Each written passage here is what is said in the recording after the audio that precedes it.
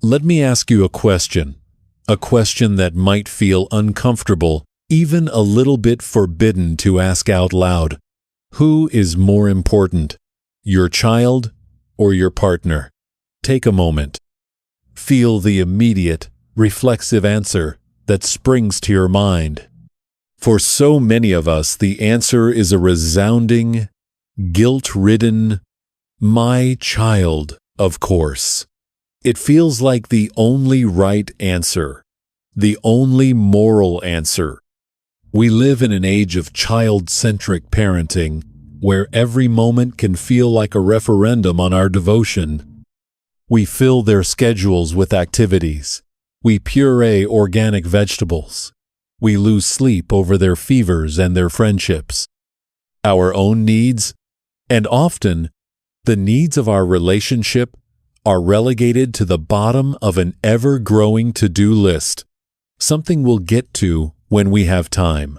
But when does that time ever come? Have you ever found yourself, at the end of an exhausting day, sitting in the same room as the person you chose to build a life with, yet feeling miles apart? The silence between you isn't peaceful.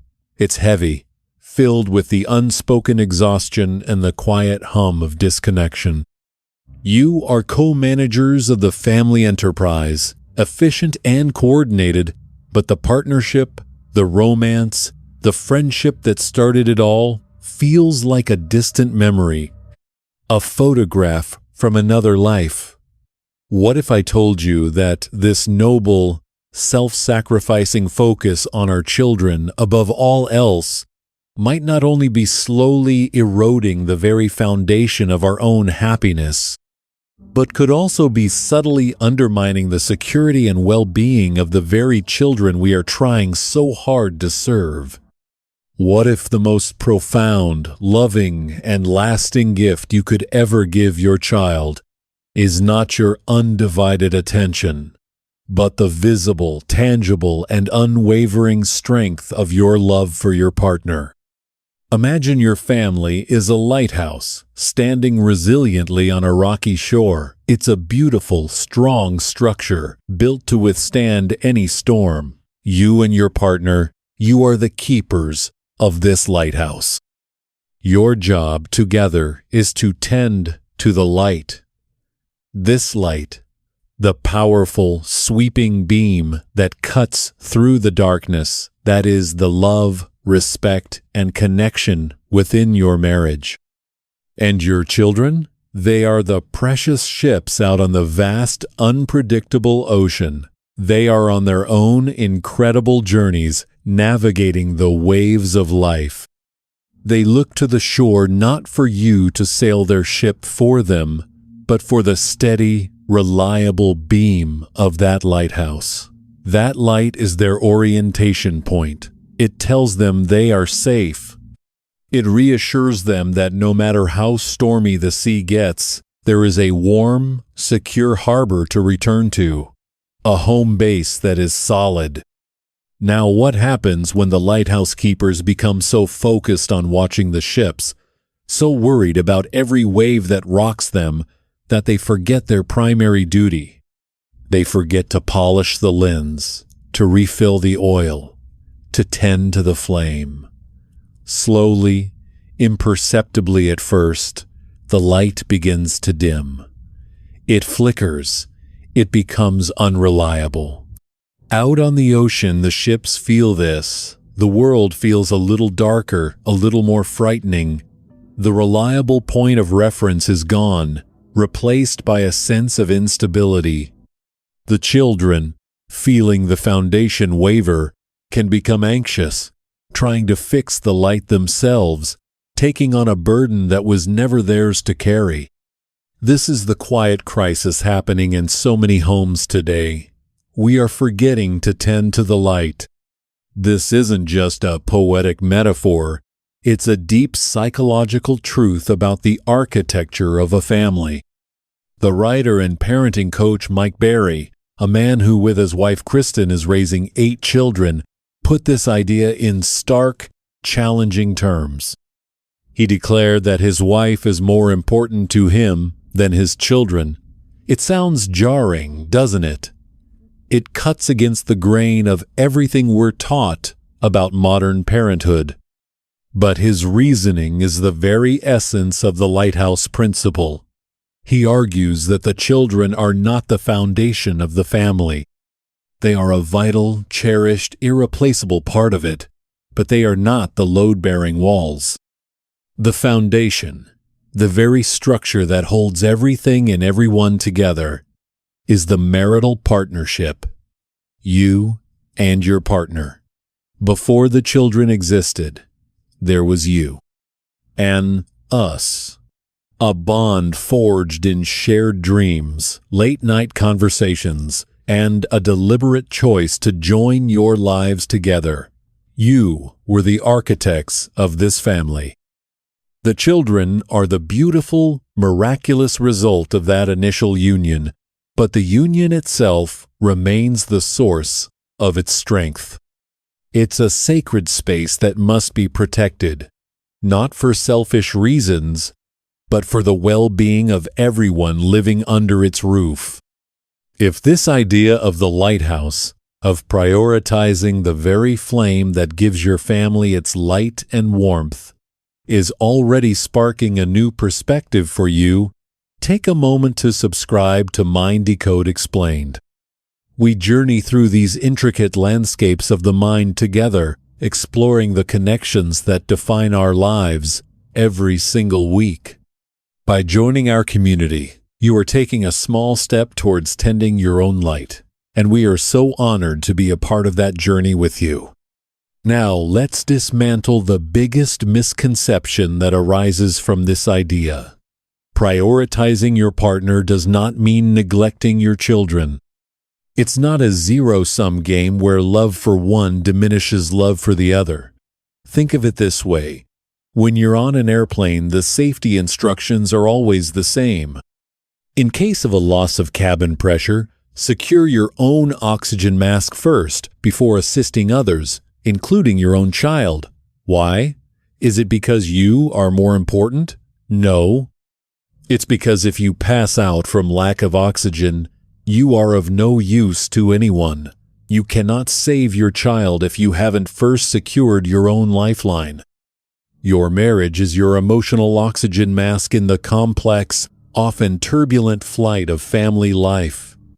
By ensuring that your relationship is breathing, that it is nurtured and alive, you are ensuring that you can be the strong, present, and capable parent your child needs. It is the opposite of selfish. It is the ultimate act of responsible love. Children are profoundly intuitive.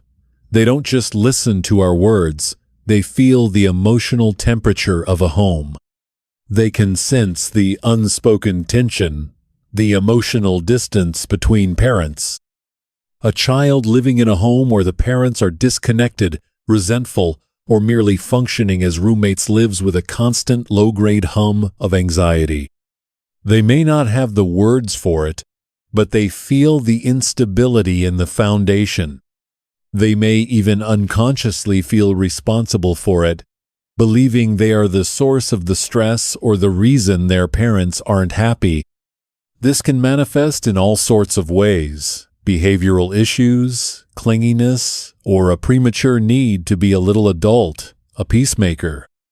In contrast, a child who witnesses their parents showing affection, laughing together, resolving conflicts respectfully, and genuinely enjoying each other's company receives a message that is deeper than any "I love you." They receive the message, "We are solid. This family is safe. You are secure." This security, what psychologists refer to as a secure attachment base, is the single greatest predictor of a child's future happiness, resilience, and ability to form healthy relationships of their own. When your children see you and your partner love each other, they don't just learn that you love them, they learn how to love. They learn what a healthy, committed partnership looks like. The renowned marriage researcher, Dr. John Gottman, after decades of studying couples, developed a concept he calls the sound relationship house. It's another powerful metaphor, much like our lighthouse. He describes a strong relationship as being built layer by layer, starting with a solid foundation. The first level is building love maps, which means truly knowing each other's inner worlds, their stresses, their hopes, their joys. The next level is sharing fondness and admiration, which is about actively looking for the good in your partner and expressing it. Then comes turning towards instead of away, which refers to responding to your partner's small bids for connection throughout the day. A shared glance, a comment about an article, a hand on the shoulder. When you prioritize your relationship, you are actively doing the work of building this house. You are laying the bricks of love maps, plastering the walls with admiration, and wiring the entire structure with moments of connection. Your children get to grow up inside this strong, secure house. They don't have to worry about the walls crumbling or the roof leaking during a storm, because they trust the integrity of the structure. They are free to be children, to explore, to make mistakes, and to grow, knowing they have a safe haven to return to. This brings us to another critical point Mike Berry makes. One day, the children will leave. It's a bittersweet, unavoidable truth. The vibrant, noisy, chaotic home you have today will one day fall quiet. The very purpose of our parenting is, in essence, to make ourselves obsolete, to raise our children to be independent, capable adults who can build their own lighthouses. And when that day comes, when the ships have all sailed off towards their own horizons, who will be left standing there on the shore with you? Will it be your best friend, your confidant, your lover? Or will it be a stranger you've spent 20 years co-managing a project with? The investment you make in your relationship now is a direct investment in your own future happiness. To wait until the children are gone to reconnect with your partner is often too late. The chasm has grown too wide, the silence too comfortable. Tending to the light of your marriage is not just for your children's present, it's for your own future. It's recognizing that the us that existed before the children deserves to be a vibrant, loving us long after they have gone. This requires a conscious and sometimes difficult shift in priorities. It means carving out sacred time for the two of you. This is where the practical, everyday actions come into play. It's not about grand, romantic gestures, but about small, consistent acts of turning towards each other. It's the 9 p.m. rule that the Berry family implements. At 9 p.m., the kids go to their rooms. It's not a punishment. It's a boundary that communicates a vital truth. This is our time. Time for the lighthouse keepers to connect, to talk without interruption, to simply be a couple. It's the non-negotiable bi-weekly date night. It might seem impossible with busy schedules and tight budgets, but it's about claiming that time as essential, as vital as any other appointment. It's a declaration that your relationship is a priority that deserves its own space on the calendar, and it's about the micro moments. As Dr. Gottman's research shows, it's the small things done often that matter most. It's the 6-second kiss before you leave for work, a moment long enough to actually feel a connection. It's asking, "How was your day?"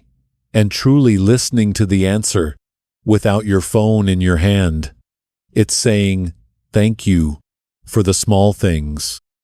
It's catching their eye across a crowded room at a family gathering and sharing a silent smile.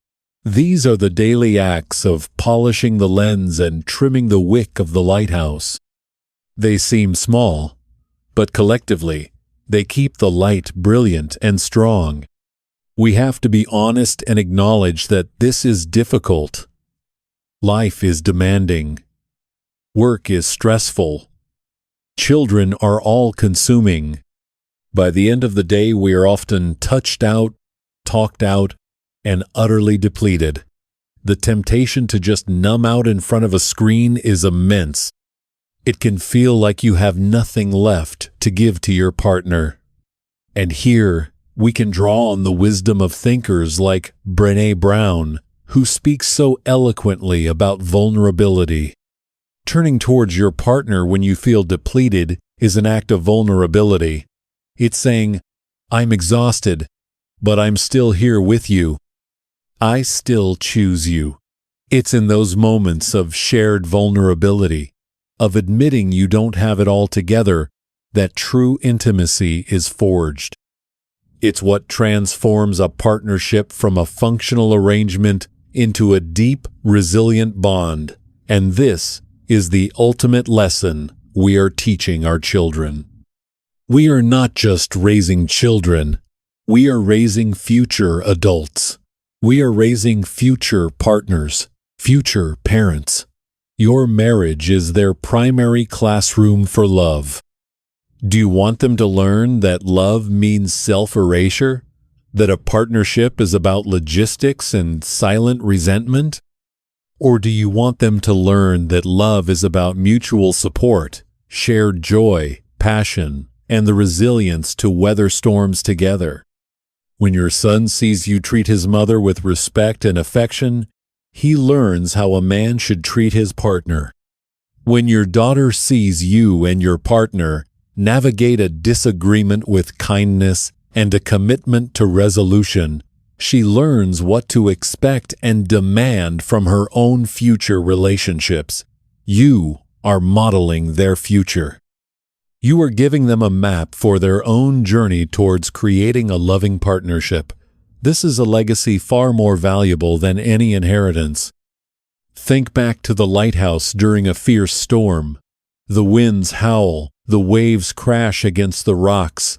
This is life's adversity, a job loss, a health scare, a family crisis.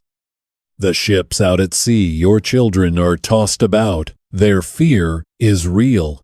In this moment, their entire sense of security hinges on that light from the shore. If the keepers have tended their light, if their bond is strong, the beam remains steady, cutting through the rain and fog. It's a beacon of hope. It says, "We've got this.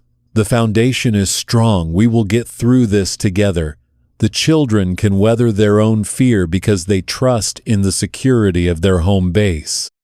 But if the light has been neglected, the storm is when it fails. It sputters and dies, plunging the shore into darkness. In that moment, the fear on the ships multiplies into terror. There is no guide, no safe harbor. There is only the chaos of the storm and a feeling of being utterly lost. Your commitment to your marriage is your family's stormproofing. So, how do we begin? If you feel that your light has dimmed, how do you start to rekindle it? It begins with a choice, a simple, quiet commitment made first to yourself and then to your partner. It begins with one small change. Maybe tonight, after the children are asleep, you put your phones away, make a cup of tea, and sit together for just 10 minutes. Maybe you don't even talk about anything important. Maybe you just sit in comfortable silence or share a memory from when you first met. Maybe this weekend you find 1 hour to go for a walk, just the two of you. It's not about fixing everything at once. It's about the simple, profound act of turning towards each other again. It's about choosing to see the person you fell in love with, the co-keeper of your lighthouse, and acknowledging the importance of your shared duty. Your children are, without question, a profound blessing and a sacred responsibility. Your love for them is fierce and infinite. But that love is best expressed, best protected, and best sustained when it flows from a source that is itself whole, nurtured, and strong. The greatest security you can give your children is not a world free of storms, but a lighthouse so strong that its beam is never in doubt. When your children feel, deep in their bones, that their parents' love for each other is the unshakable center of their world, they are given the freedom to go out and bravely sail their own seas, always knowing there is a brilliant light to guide them home. Your first responsibility is to the light, for in tending to it, you illuminate the whole world for your children.